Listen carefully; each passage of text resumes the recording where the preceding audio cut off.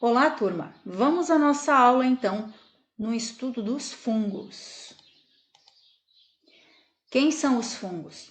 Os fungos, então, formam um grande grupo muito diverso e amplamente disseminado. São organismos, então, que constituídos bolores, cogumelos, leveduras. Aproximadamente 100 mil espécies de fungos já foram descritos. Essas espécies de fungos, né? Mas ainda estima-se que há uma possibilidade de que existam cerca de 1,5 milhão de espécies. Os fungos formam um grupo filogeneticamente distinto dos outros protistas e são um grupo de micro-organismos estritamente relacionado com os animais. A maioria dos fungos é microscópica e terrestre. Eles habitam então o solo, a matéria orgânica morta e desempenham um papel crucial na mineralização do carbono orgânico. Inúmeros fungos são parasitas de plantas, enquanto outros podem causar diversas doenças em animais, inclusive no ser humano. Certos fungos também podem estabelecer associações simbióticas com diversas plantas, auxiliando-as na aquisição de minerais provenientes do solo, e muitos fungos beneficiam a vida humana por meio da fermentação e da própria síntese de antibióticos. Em comparação, então, entre os fungos e as bactérias, nós temos as seguintes informações. Os fungos, então, possuem uma célula eucariótica, a gente já estudou o que significa isso, enquanto as bactérias possuem células procarióticas. A membrana celular, então, dos fungos possui esteroides, enquanto nas bactérias dessa membrana os esteroides são ausentes, com exceção, então, da micoplasma. Na parede celular, os fungos possuem glicanas, mananas, quitina, sem peptidoglicana, enquanto nas bactérias há a peptidoglicana. No caso dos fungos, os esporos são reprodutivos e sexuais ou assexuais. No caso das bactérias, os esporos não são para reprodução, mas sim são esporos, então, chamados de endoesporos. Alguns esporos são assexuais e aí são chamados de reprodutivos.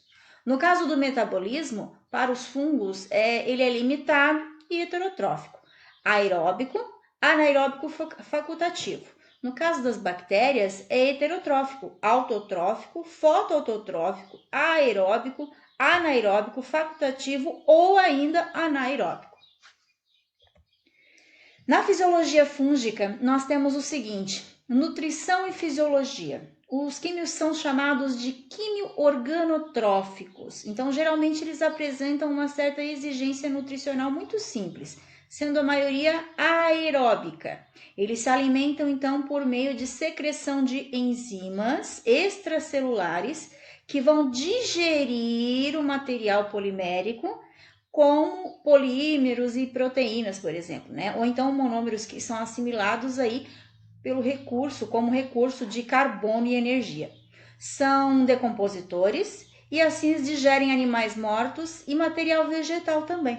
Como parasitas de plantas ou animais, os fungos utilizam o mesmo mecanismo de nutrição, mas captam esses nutrientes então a partir das células ainda vivas de animais e vegetais, que infectam e invadem em vez do que ocorre então com o material orgânico morto. Na morfologia fúngica, nós temos o seguinte: nós temos a maioria, né, na característica dos fungos, a identificação das leveduras, assim como a identificação das bactérias, envolve testes bioquímicos, quando a gente fala então de leveduras. Porém, entretanto, fungos multicelulares são identificados considerando seu aspecto, incluindo características de colônia e dos esporos reprodutivos. Então, quais seriam as formas básicas, né, quando a gente fala ali num bolor, por exemplo? Então, ele vai possuir as hifas, que são essas estruturas que nós conseguimos ver aqui. Também vai ter os conídeos, onde nós temos os esporos. Esses esporos sofrem germinação e voltam e aí seguem o ciclo para formar novas hifas, certo? No caso aqui do fungo microscópico, no caso das leveduras, a gente vê uma estrutura não formando a mesma estrutura macrocelular que a gente vê nos fungos macroscópicos, bem diferenciada. Essas estruturas vegetativas, então, ocorrem em colônias dos fungos e são descritas como estruturas vegetativas porque são compostas de células envolvidas no catabolismo e no crescimento. Não são vegetais, ok? Mas são descritas dessa maneira porque estão envolvidas no catabolismo e no crescimento desse ser. Os fungos filamentosos e os fungos carnosos, neles o talo, que a gente chama de corpo, de um fungo filamentoso ou de um fungo carnoso, se constitui então de um filamento longo de células conectadas, e esses filamentos são denominados hifas, que podem crescer até imensas proporções. Na maioria dos fungos filamentosos, as hifas então contêm paredes cruzadas denominadas septos, que dividem as hifas em distintas unidades celulares unicelulares, um único núcleo, ok?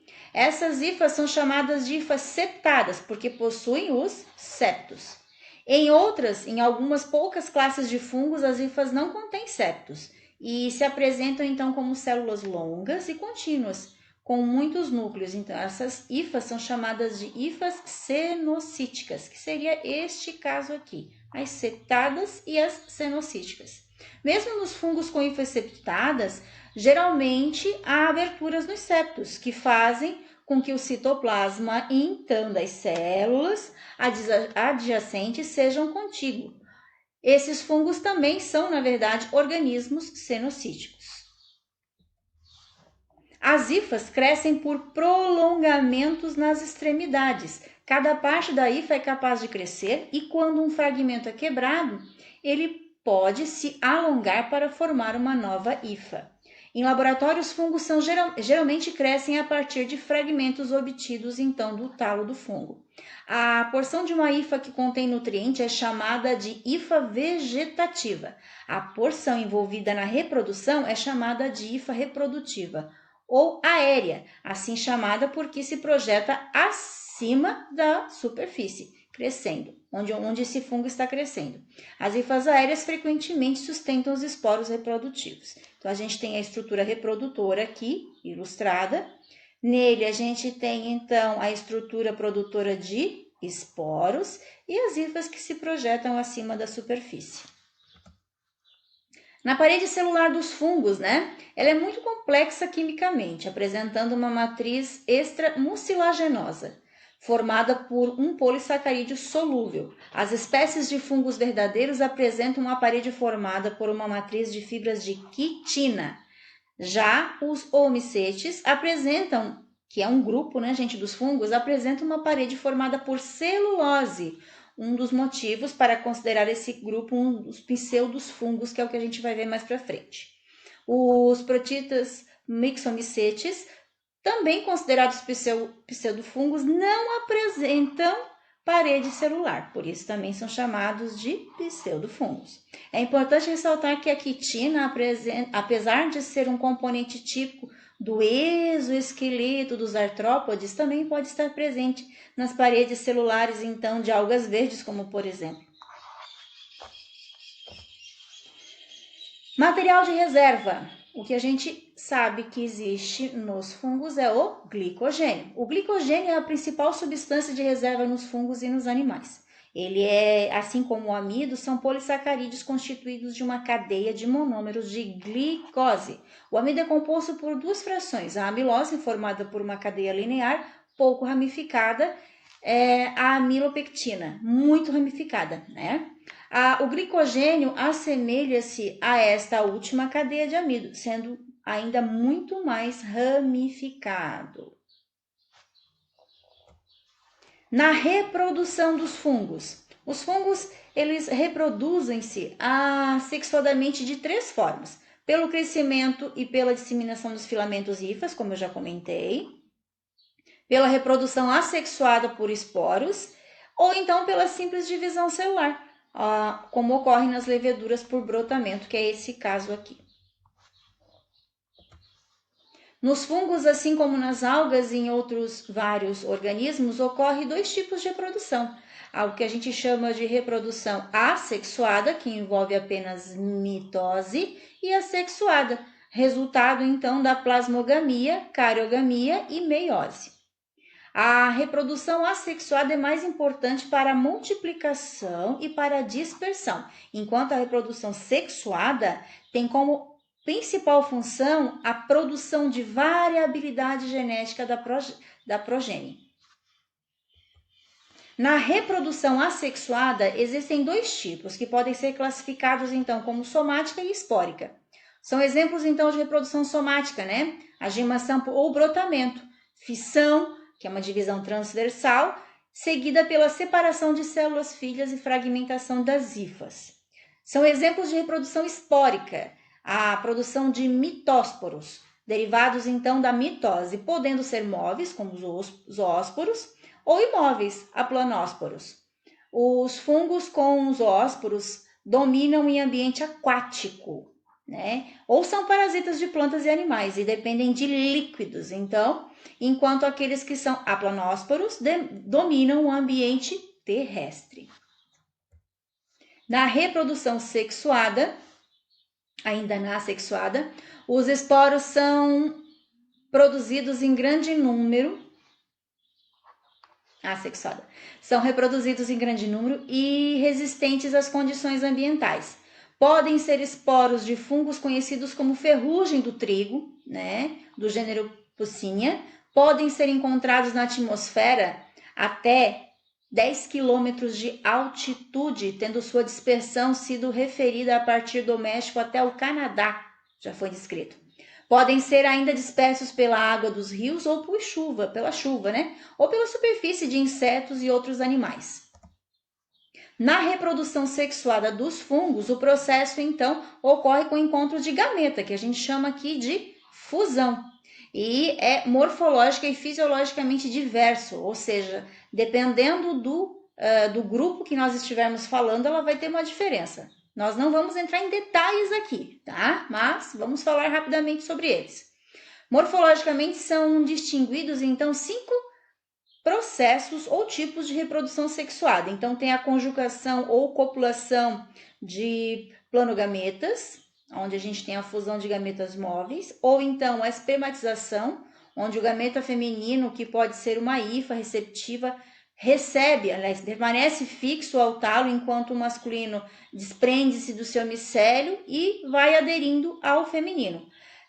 Somatogamia, onde nós temos hifas somáticas pouco ou não diferenciadas que entram em contato e ocorre fusão e transferência de núcleos. No contato, outro também aqui que é o contato de gametângios, onde nós temos hifas diferenciadas, chamadas de gametângios, entram em contato e ocorre a transferência também de núcleos. Ou então a conjugação ou copulação de gametângios, que é a fusão de hifas diferenciadas e, consequentemente, dos núcleos. Na classificação, então, nós temos no reino fúngeo o filo Ascomycota, com 64.200 espécies, Basidiomycota, 32.000 espécies, Chytridiomycota, 800 espécies, Glomerulomycota, 200 espécies e Zygomycota com 1.000 espécies. Aqui sem falar nos pseudofungos, né? Então, neste grupo, grande grupo aqui, nós temos os 5 grandes filos, né? Os Chytridiomycota são organismos predominantemente aquáticos, são com células flageladas, então por isso que eles precisam no meio aquático e vivem no meio aquático, ou seja, é um círculo aqui, né? Caracterizadas por um único flagelo liso inserido na região posterior. Os zygomycotas são tradicionalmente separados dos demais grupos porque apresentam então as hifas cenocíticas, não sendo monofiléticos. Os glomerulomycotas são fungos micorrízicos, mutualistas, com mais de 90% das plantas, cuja reprodução sexuada não se conhece. Então, eles têm uma grande função aqui, porque eles são mutualistas com as plantas, mais de 90% das plantas. Os ascomycotas apresentam hifas septadas e estruturas de reprodução típicas, os ascos. Os basidiomycotas apresentam hifas septadas e estruturas de reprodução típicas, os basídeos. Estes dois últimos filos, então, representam mais de 95% das espécies conhecidas de fungos e por serem regularmente septados e apresentarem fase dicariótica, pelo menos em parte do seu ciclo de vida, e estão classificados, então, no sub-reino, né, Dicária. Outros grupos tradicionalmente tratados como fungos encontram-se no reino protista, que são os Myxomicota e Extremanopile, que são os Omicota. Estes 5 filos, então, dos fungos, né? Segundo os métodos de biologia molecular, representam um grupo monofilético composto, ou seja, eles provêm de um único ancestral comum. Então, nós temos Chlamydiomycota, Zygomycota, Glomerulomycota, Ascomycota e Basidiomycota. Estes podem ser agrupados, como já foi dito, né, gente, pela presença de quitina na parede celular, pela nutrição absortiva, glicogênio como substância de reserva e pela estrutura somática haploide ou dicariótica na parte do seu ciclo de vida. Então, todos eles aqui possuem características as quais a gente já comentou anteriormente. Os fungos verdadeiros, vamos para uma rápida classificação aqui, né? Então, o filo dos Chlamydiomycota possuem essa célula flagelada, certo? Eles, então, são de pequeno porte, têm um micélio cenocítico, principalmente são aquáticos, é isso que eu gostaria que vocês observassem aqui. A reprodução é por conjugação ou copulação e são flagelados, então são zoósporos. Aqui nós temos o ciclo de vida, eu não vou pedir isso para vocês, mas é interessante que vocês tenham, tá? Que vocês ao menos tenham contato com isso. Observem como o ciclo de vida dele é um pouquinho mais complexo. Agora, o filo Zygomycota. Então, aqui nós temos aproximadamente 1000 espécies. Septos, então, são presentes nas estruturas de reprodução por copulação. São colonizadores primários, ocupando rapidamente substratos úmidos, né, frutas e legumes, com esses açúcares que estão ali disponíveis. Essa é uma imagem de uma espécie do Zygomycota. Este é o ciclo de vida dele, nós não vamos entrar em detalhes aqui, porque esse não é o objetivo da disciplina, mais ou menos que vocês tenham um contato, né? Os Glomerulomycota, então nós temos aqui, são mais de 200 espécies conhecidas, né, de endomicorrizas, são simbiontes mutualistas também, obrigatórios nas plantas vasculares. Micélio cenocítico, possuem septos, aliás, não possuem septos, né? A reprodução é sexuada por meiose, mas também não é muito conhecida. Ascomycota, então ali nós temos mais de 64.000 espécies conhecidas, são conhecidos como simbiontes, parasitas e mutualistas ou sapróbios. A estrutura, então, possui estrutura somática na forma de levedura ou filamentosa. Hifas regularmente septadas, aí a estrutura, vamos dizer assim, que os denomina é o asco. Reprodução sexuada pelo contato ou copulação gametangial. Reprodução assexuada acontece, então, por conídeos. Aqui tem o ciclo, então, de vida, ou melhor, o ciclo reprodutivo e de vida, né? Dos ascomycotas. Aqui tem mais algumas imagens deles. Esta é a estrutura, então, que dá nome ao grupo, que é o asco. Basidiomycota. Mais de 32.000 espécies são conhecidas, também são simbiontes, podendo ser parasita, mutualista ou sapróbios. O basídio, que é a estrutura que dá nome ao grupo, seria essa estrutura aqui, certo? A reprodução é sexuada. A reprodução sexuada é por somatogamia ou espermatização. Também ocorre a reprodução assexuada pelos conídeos também, formação de esporos. Aqui é o ciclo de vida dos Basidiomycota. Observe que o ciclo dele é bem diferenciado aos outros. Myxomycota, que são chamados aí agora de pseudofungos, tá? Porque eles têm aquelas características que eu já citei aqui anteriormente. Parede celular é ausente, presente só nos endosporos, aliás, nos esporos, né, nos esporos. Então, ele tem a nutrição por ingestão, ou seja, fagocitose, e reprodução por esporos, ou que no caso tem 2 flagelos. Outros pseudofungos são o Omicota. São aproximadamente 700 espécies já conhecidas. A reprodução espórica acontece por zoósporos e a reprodução gamética acontece por contato de gametângios. Aqui é um exemplo desses pseudofungos que a gente percebe que é um inseto que caiu dentro de um lago ou de um aquário e os fungos estão consumindo ele. Esse é o ciclo, então, de reprodução e de vida destes Omicotas. Falamos agora sobre simbiose. Uma destas formas de simbiose são os líquens. Um líquen é uma combinação de uma alga verde ou uma cianobactéria com um fungo. Os líquens, então, fazem parte do reino fungi e são classificados de acordo com o seu parceiro fungo. A maioria das vezes, um ascomiceto. Esses dois organismos, então, convivem com uma relação mutualística, em que ambos vão se beneficiar. Os líquens são muito diferentes tanto das algas quanto dos fungos, porque ambos crescem separadamente, e se as partes são separadas, o líquen deixa de existir. Então, na verdade, aqui, ó, o talo a estrutura de um líquen, né? O que a gente tem? A gente tem a alga, que é isso que está em verde, e essa estrutura que a gente vê aqui, externa, é o fungo, que envolve. Então, um acaba dando suporte para o outro. Importância. Os fungos são fundamentais para o funcionamento dos ecossistemas, sendo decompositores primários da matéria orgânica, e também são responsáveis pela ciclagem dos nutrientes dessa matéria. Junto com as bactérias heterotróficas, os fungos são os principais decompositores do planeta, sendo responsáveis pela decomposição da lignina. A decomposição libera dióxido de carbono para a atmosfera e devolve para os solos compostos nitrogenados, entre outras substâncias. Desta maneira, estes compostos podem ser reutilizados pelas plantas e eventualmente por animais, na sequência do sistema, representando então o papel dos fungos para a ciclagem dessas substâncias. Sendo assim, os fungos são fundamentais para a manutenção e equilíbrio dos ecossistemas, ao atuarem como o elo, né, nesse sistema entre os componentes bióticos e abióticos do meio ambiente.